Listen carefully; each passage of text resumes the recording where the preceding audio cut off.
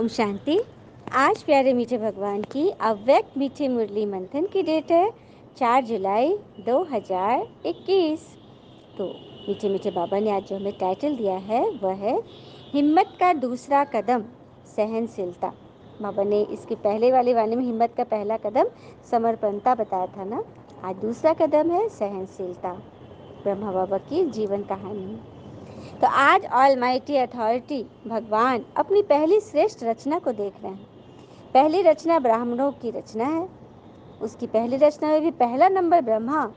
सही बात है, हम सब ब्राह्मण हैं, तो हम में भी जो पहला है वो है ब्रह्मा बाबा। पहली रचना का पहला नंबर होने के कारण ब्रह्मा को आदि देव कहा जाता है।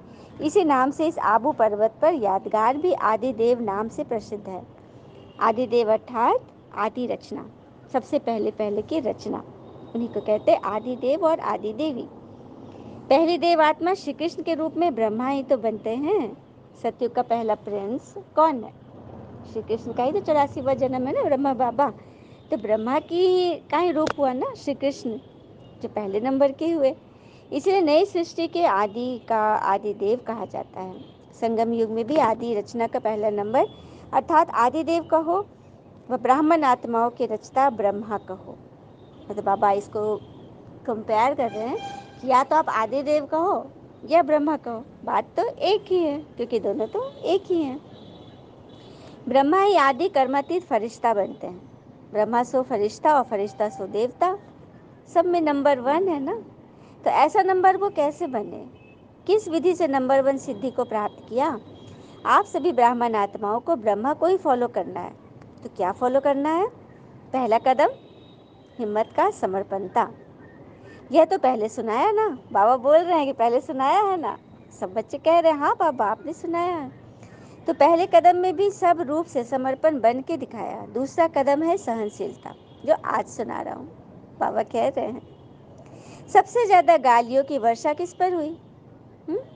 चाहे आप आत्माओं को भी गालियां मिली या अत्याचार हुए, लेकिन ज्यादा क्रोध व गुस्सा ब्रह्मा को ही मिला। जो आगे खड़ा रहेगा युद्ध के मैदान में, उसी पर तो ज्यादा भाले बरसेंगे, ज्यादा उसको चोटें लगेंगी। इसलिए ब्रह्मा बाबा ने जितना सहा, वही बाबा बोले गालियां सबसे ज्यादा किसको मिली? लौकिक जीवन में जो कभी एक अपशब्द भी नहीं सुना, लेकिन ब्रह्मा बना तो अपशब्द सुनने में भी नंबर 1 रहा। ये कितनी बड़ी बात है। लौकिक जीवन ब्रह्मा बाबा का सबको पता ही, हीरो के व्यापारी थे, राजा महाराजा के घर में आना जाना होता था, रॉयल फैमिली से संपर्क था, सभी इनको बहुत इज्जत देते थे। तो गालियां क्या, कड़े बोल का भी सवाल नहीं था, उनकी बात हर एक को माननी थी। लेकिन जब ब्रह्मा बने, परमात्मा की प्रवेशता हुई, तो फिर अब शब्द सुनने में भी नंबर 1 रहे। सबसे ज्यादा सर्व के स्नेही जीवन व्यतीत की, लेकिन जितना ही लौकिक जीवन में सर्व के स्नेही रहे, उतना ही अलौकिक जीवन में सर्व के दुश्मन बन गए। बच्चे के ऊपर अत्याचार हुआ तो स्वयं ही इनडायरेक्ट बाबा के ऊपर अत्याचार हुआ ना, लेकिन सहनशीलता के गुण से व सहनशीलता की धारणा से मुस्कुराते रहे, कभी मुरझाए नहीं। बाबा ने इधर की वाणी में बोला था ना कि शर्म बूटी नहीं बनना है, छुई मुई नहीं बनना, लाज बनती नहीं बनना है। तो बाबा में जो सहनशीलता का गुण था, ब्रह्मा बाबा में, तो विघ्न आते हुए, प्रॉब्लम आते हुए भी मुस्कुराते रहते थे, कभी मुरझाए नहीं।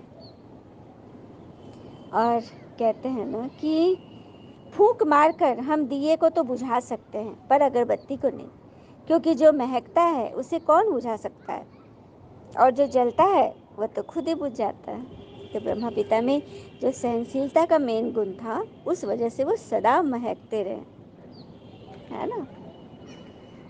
फिर आगे बोल रहे बाबा, कोई प्रशंसा करे और मुस्कुराए, इसको सहनशीलता नहीं कहते। लेकिन दुश्मन बन क्रोधित हो, अपशब्दों की वर्षा करे, ऐसे समय पर भी सदा मुस्कुराते रहना, संकल्प मात्र भी मुरझाने का चिन्ह चेहरे पर न हो, इसको कहा जाता है सहनशीलता। बाबा ने क्लियर किया ना, सहनशीलता वो नहीं है कि कोई आपके साथ अच्छा कर रहे हैं, कोई प्रशंसा कर रहे हैं तो आप खुश हो, अनुकूल परिस्थिति है तो आप एकदम परफेक्ट दिख रहे हो, नहीं, ये सहनशीलता नहीं है। सहनशीलता तो वह है कि दुश्मन बन कोई क्रोधित हो, अपशब्दों की वर्षा करे, उस समय भी आप मुस्कुराते रहो, इसको कहा जाता है सहनशील। दुश्मन आत्मा को भी रहमदिल भावना से देखना, बोलना, संपर्क में आना, इसको कहते हैं सहनशीलता। दूसरे के लिए भी चिंता करना कि इसका चेहरा कैसा सूख गया है, कितना मुरझा गया है। तो स्थापना के कार्य में, सेवा के कार्य में कभी छोटे कभी बड़े तूफान तो आएंगे। जैसे यादगार शास्त्रों में महावीर हनुमान के लिए दिखाते हैं ना, इतना बड़ा पहाड़ भी हथेली पर एक गेंद के समान ले आया। ऐसे कितने भी बड़ी पहाड़ समान समस्या हो, तूफान हो, विघन हो, लेकिन पहाड़ अर्थात बड़ी बात को छोटा सा खिलौना बनाए खेल की रीति से पार करने वाले सदा विजयी बनते हैं, सदा हल्के रहते हैं और दूसरों को भी हल्का बनाते हैं। इसको कहते हैं सहनशीलता। आगे बात समझ में, बाबा किस रीति से सहनशीलता को धारण करने के बाद बता रहे हैं कैसे बना जाए। जैसे महावीर हनुमान ने बड़ा सा पहाड़ भी उठा लिया हाथ में एक गेंद के माफिक, उसी तरह से समस्या का बड़ा से बड़ा तूफान आए लेकिन उसे छोटा सा खिलौना बनाए खेल की रीति से सदा पार करो तो बड़ी भारी बात भी हल्की बन जाएगी। छोटे से पत्थर को पहाड़ नहीं लेकिन पहाड़ को गेंद बनाया, कितनी बड़ी बात है। ऐसा नहीं कि छोटे से पत्थर को पहाड़ बना दिया, छोटी सी बात को तिल का ताड़ बना देना और पहाड़ को गेंद बनाना, मतलब विस्तार को सार में ले आना। यह है सहनशीलता। विघ्नों को, समस्या को अपने मन में व दूसरों के आगे विस्तार करना अर्थात पहाड़ बनाना। ओहो, लेकिन विस्तार में ना जाए, नथिंग न्यू के फुल स्टॉप से बिंदी लगाए, बिंदी बन आगे बढ़े, इसको कहते हैं विस्तार को सार में समाना। सहनशील श्रेष्ठ आत्मा सदा ज्ञान योग के सार में स्थित हो, ऐसे विस्तार को, समस्या को, विघ्नों को भी सार में ले आती है, छोटा कर देती है, जैसे ब्रह्मा पिता ने किया। जैसे लंबा रास्ता पार करने में समय, शक्तियाँ, संकल्प व्यर्थ जाते हैं ना, हाँ समाप्त होता है ना, और ज़्यादा यूज़ भी होता है। ऐसे विस्तार है लंबा रास्ता पार करना और सार है शॉर्टकट रास्ता अपनाना। आगे बात समझिए, जैसे विस्तार है लंबे रास्ते से जाना, लंबी बातें करना, और सार है शॉर्टकट रास्ता अपनाना, जल्द से जल्द घर पहुंच जाना। तो पार तो दोनों ही करते हैं लेकिन शॉर्टकट करने वाले समय और शक्तियों को बचत करने वाले महान बनते हैं।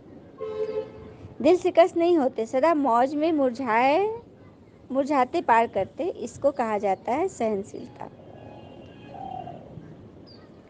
मौज में मुस्कुराते हुए पार करते हैं, यह होती है सहनशीलता के गुण। सहनशीलता की शक्ति वाला कभी घबराएगा नहीं कि ऐसा कैसे हो गया। सदा संपन्न रहने वाला ज्ञान की याद की गहराई में जाएगा, घबराने वाला कभी ज्ञान में नहीं जा सकता। सार वाला सदा भरपूर होता है, इसीलिए भरपूर संपन्न चीज की गहराई होती है, विस्तार वाला खाली ही होता है।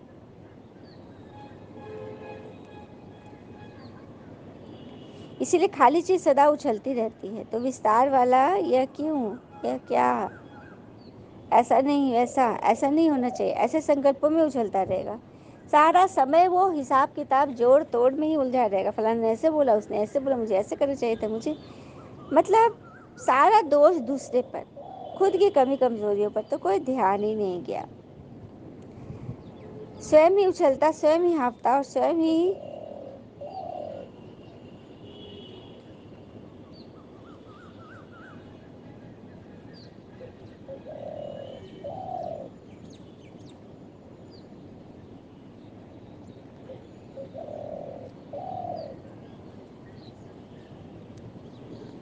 दो विस्तार वाला यह क्यों, यह क्या, ऐसा नहीं होगा, ऐसा होना नहीं चाहिए। विस्तार वाले ना ऐसे संकल्प करते हैं, वो ऐसे संकल्पों में ही उछलता रहेगा, वाणी से भी सबको उछलाते रहेगा।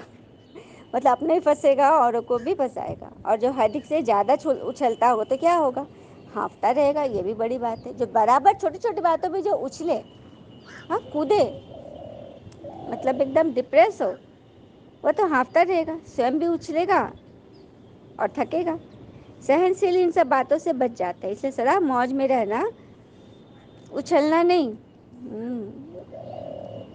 ये ब्रह्मा बाबा ने चल करके दिखाया। सहनशीलता का कदम चल करके दिखाया। अचल सहज स्वरूप में मौज में रहे, मेहनत से नहीं।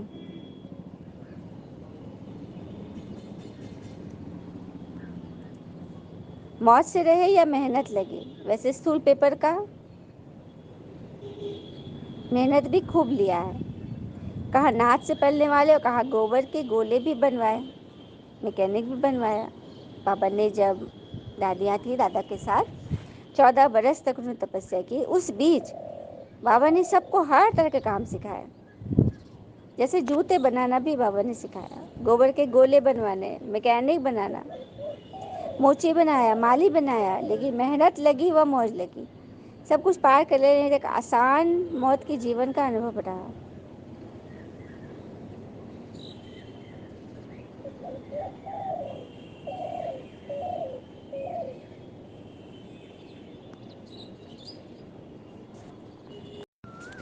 बाबा फिर बता रहे, ऐसी सेवा के निमित्त बन सकते हो जो दुनिया वाले असंभव समझते हैं, उसे आप ब्रह्मा कुमार कुमारियाँ चैलेंज करते हो। तुम्हारे जैसा पावन कोई हो नहीं सकता। क्यों? क्योंकि बनाने वाला सर्वशक्तिवान है। दुनिया वाले कितना भी प्रयत्न करते, लेकिन आप जैसा पावन नहीं बन सकते। बाबा ने आज स्टैम्प पेपर पे मोहर लगा दिया। आप सहज ही पावन बन गए। तो सहज लगता है ना, इजी है ना। या दुनिया वाले जैसे कहते हैं कि ये तो अननेचुरल है, ऐसे लगता है। कुमारक परिभाषा ही है चैलेंज करने वाली, परिवर्तन कर दिखाने वाली। तो बाबा कह रहे आप बच्चों का ये मोटिव ही है, परिभाषा ही है परिवर्तन करने वाले। हाँ, असंभव को संभव करने वाले। दुनिया वाले अपने साथियों को के संग के दोष में आ जाते हैं और आप बाप के संग में आते हो। उन्हें अपना संग नहीं लगाते, बाबा के संग का रंग लगाते हैं, बासमान बनाते हो। ऐसे हो ना। अच्छा, फिर बाबा ने नेक्स्ट पॉइंट बताया, कोई भी अपनी स्थिति से अचल अडोल कैसी परिस्थिति आ जाए, लेकिन डगमग होने वाले तो नहीं हो, क्योंकि आपका साथी स्वयं भगवान है। जहाँ बाबा है वहाँ सदा ही अचल अडोल रहेंगे। जहाँ सर्वशक्तिवान होगा वह सर्व प्राप्तियाँ होगी। सर्व शक्तियों के आगे माया कुछ भी नहीं कर सकते। इसे तो बाबा कहते हैं कि सर्व शक्तियों को सदा सामने रखो। फिर बाबा ने माताओं से कहा, माताओं के लिए बाप दादा ने सहज मार्ग कौन सा बताया है, जिसे सहज ही बाप की याद का अनुभव हो, मेहनत न करनी पड़े। तो याद को ही सहज बनाने का साधन है। दिल से कहो मेरा बाबा। जहाँ मेरा कहते हो वहाँ सहज याद आ जाती है। कोई भी मेरा हो, चाहे व्यक्ति, वस्तु, वैभव। यदि बाबा को मेरा कहते हो, मेरा समझते हो, तो बाप की याद आएगी।